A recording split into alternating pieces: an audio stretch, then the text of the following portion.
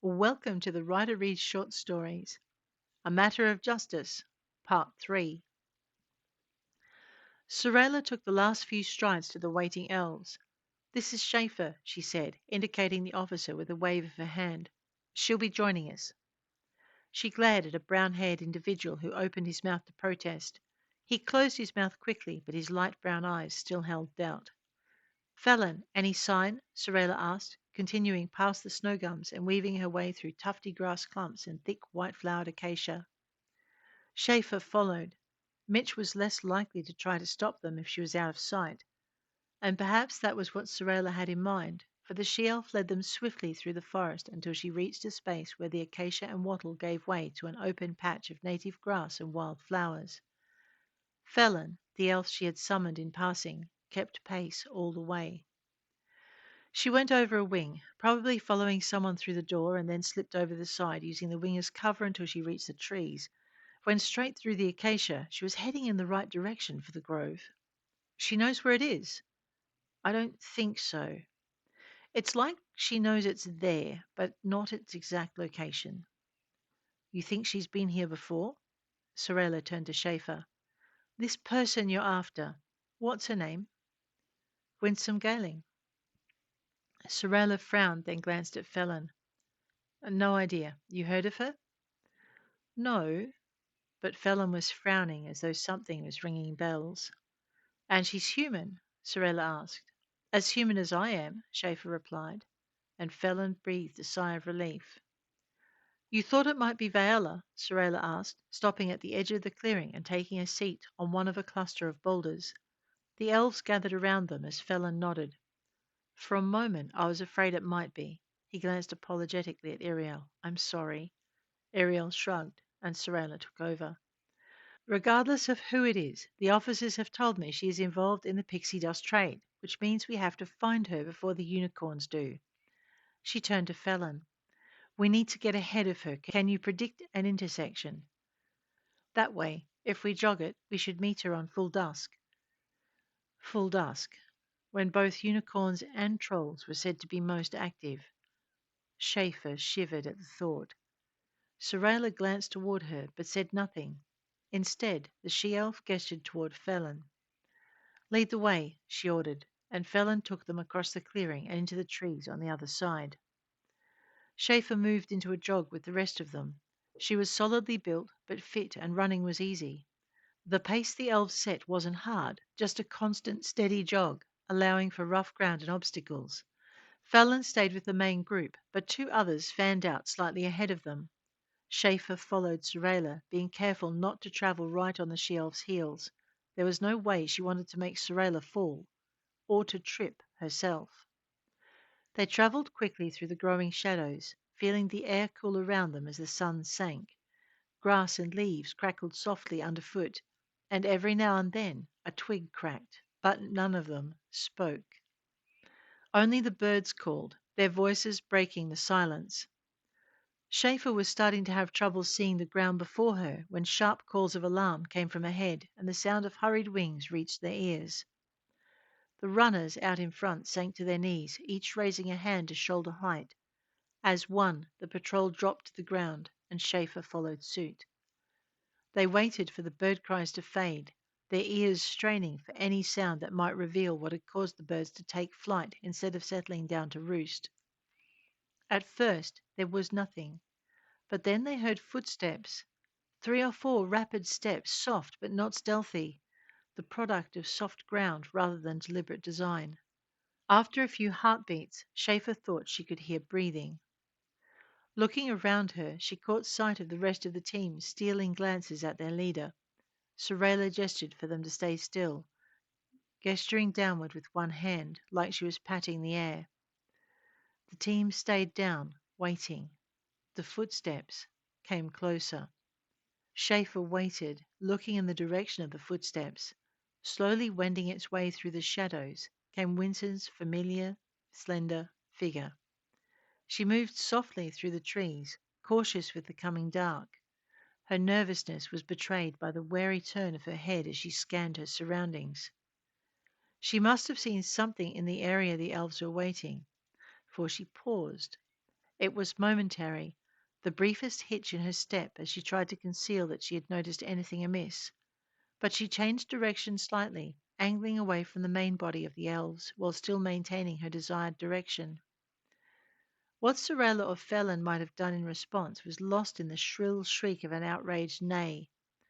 Winsome forgot whatever she thought she'd seen. She lifted her head as though taking direction from the sky and the land around her and started to run.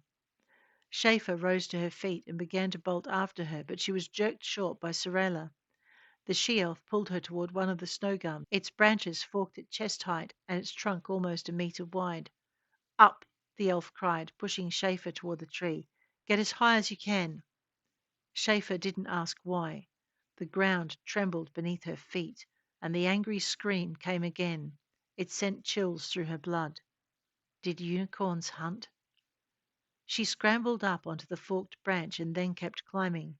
She didn't know if unicorns would put their forehoofs against the bark in an attempt to reach higher, but she didn't want to find out while she was within range. Below her, Sorella ran from the tree. Don't come down until I tell you, she cried. It was partly with relief and partly with disappointment that Schaeffer watched the she-elf leave. She wanted to get down and follow, but she figured Sorella hadn't brought her along just to abandon her in some gum tree. No, there was something in that unicorn scream that had made the elf decide Schaeffer was safer up high.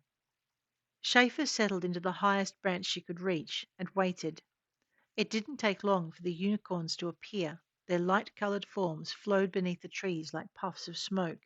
They stopped when they reached her tree, snuffing at the ground and pawing where Schaeffer's steps had crossed. Slowly, one by one, they approached the trunk, snuffing and snorting as they came. When they had gathered beneath her, they looked up, and Schaeffer had never felt so vulnerable in her life. Even though she knew she was well above their reach, the looks they turned in her direction made her stomach shrink and her innards ice over. If she didn't know any better, she would have sworn they were hunting. She was startled when something tugged at her hair and spoke quietly in her ear. Trust me, a tiny voice said. You must ascend to meet them. But Sorella said, the she-elf knows much, but she is wrong in this. Descend, the small voice ordered. Descend, it urged when Schaeffer hesitated. I would not risk Sorella's wrath if I did not know you would survive.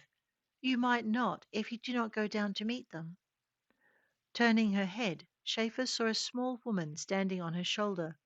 She had snow-white hair held in place by a thin silver chain, and her dress was made of flower petals. Paper daisies, if Schaeffer was not mistaken. The woman had a serious expression on her face, one tinged by anxiety as she hovered beside Schaeffer's head. You must not keep them waiting, and Schaeffer obeyed. I'm coming, she told the unicorns, feeling for the hand and toe holds she had used to climb. I do not mean to make you wait. The unicorn closest to the tree snorted, tossing its head as it watched her. All around it, the other horse-like creatures did the same. Hurry, the pixie urged. They must not delay. They must know you are a friend. Schaeffer tried to speed her descent, and her foot missed the hold she was relying on just as her hand missed the branch above. She fell, plummeting out of the tree to land on her back at the unicorn's feet. For a moment she saw nothing, and then her vision cleared. The unicorn's head swept down, its nostrils stopping millimeters from Schaeffer's face. She watched them flaring, felt its warm breath on her cheek as it snuffed at her skin, flinched as a hoof came crashing down beside her head. It whinnied, a high-pitched cry followed by a series of low rumbling sounds as it backed slowly away. Schaeffer pushed herself into a sitting position, just in time for the next unicorn to approach and nudge her in the chest with its nose. It, too, took a deep breath before wheeling away. Two others approached after that, but neither did more than snuff at her shirt before cantering off into the growing night. The others just trotted into the dark after their leader. Hey, Silver! Schaeffer called, hoping the pixie woman would know she needed her. Hey, I need to know where Sorella went. For a moment there was no reply. Then the pixie appeared in front of her, her pale features glimmering in the near dark. No, you need to follow me. You need to find shelter. The trolls are coming. What? The trolls! They wake, and they are perplexed. Much has happened today. You must come with me. And the pixie held out her hand. Schaeffer didn't know what to do. On the one hand, she badly wanted to catch up with Sorella, but on the other, she was terrified of trolls. She had seen the aftermath of their encounters with humans. She did not want to end up like that. A low growl echoed through the trees, accompanied by the hint of a terrible stench, and Schaeffer stretched her hand toward the pixie. The little creature did not wait. She took hold of Schaeffer's fingers and pulled her forward. "Hurry!" she said. "Oh, hurry! Being up in a tree will not save you, not that one, anyway. Hurry! This way, this way!" And Schaeffer ran, keeping her eyes on the slight glimmer that was the pixie's almost silver hair, and hoping her feet didn't find a reason to stumble. She could not see the ground, could not hope to avoid any hole or rock that might trip her over. Behind her, the growl dissipated into a series of hiccuping grunts, punctuated by what sounded like something large sniffing at the air.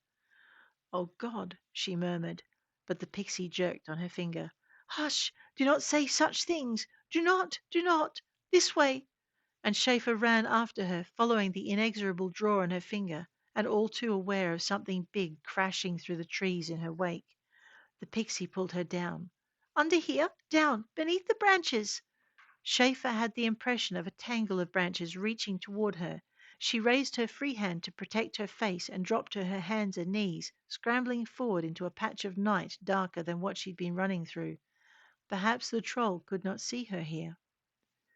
The pixie let go of her hand and appeared just in front of her face, tugging at her hair when she hesitated. "Don't stop!" it commanded. "Don't stop! The little ones are coming!" Little ones? But Schaeffer could already hear the scurrying of a multitude of feet, and sounds of enough snuffling and grunting to make up a herd of baby pigs, except piglets wouldn't be so relaxed with a troll on the prowl. She squirmed forward until she felt herself pull free of the last twig to try and tangle in her hair. "This way! This way!" the pixie urged. "We must ask the lady of the tree for shelter." The lady of the tree? Schaeffer thought. Surely she doesn't mean. But the pixie did mean what Schaeffer thought, and she felt the small creature take her by the hand once more and draw her to her feet.